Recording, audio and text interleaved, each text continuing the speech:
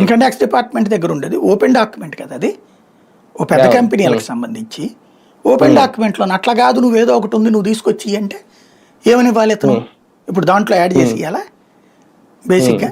రెండవది ఇతనిదే ఇక్కడ పాలసీకి ఇతను ఎట్ట చేస్తాడు?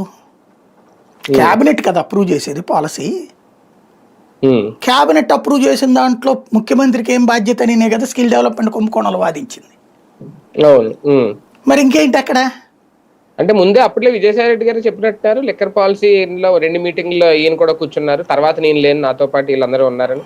అందుకనే ఒకటి ఆలోచించండి, మీటింగులు 100 జరగచ్చు, పాలసీ మీటింగులు ఏది చేసుకున్నా ఎవడు కూర్చున్నా ఫైనల్ ఏంటది? క్యాబినెట్ అప్రూవ్ అయిన పాలసీ. అవును, ముందు ఎన్నిసార్లు కూర్చుంటే ఎవడికైంది అవసరం?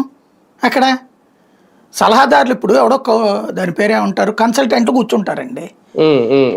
కన్సల్టెంట్లను దొంగలు అంటారా? కన్సల్టెంట్ సలహా ఇస్తాడు ఎట్ట చేద్దామనేసి, కన్సల్టెంట్ ఇచ్చే సలహా దొంగ ఎట్లాగా? ప్రాక్టికల్గా ఆలోచించండి. ఇప్పుడు అమరావతికి కన్సల్టెన్సీలు పెట్టారు, లేకపోతే నారాయణ వీళ్ళందరూ మీటింగ్ అవుతున్నారు, రేపు పొద్దున అమరావతి ఆశించింది జరగలేదు, అది కుంభకోణం వీళ్ళందరినీ జైలు పెట్టేస్తారా? ఎన్నిసార్లు పాలసీ మీటింగులు జరిగినాయని అధికారులందరినీ జైల్లో పెట్టేస్తారా? ప్రాక్టికల్గా ఏముంది అసలు అందులో?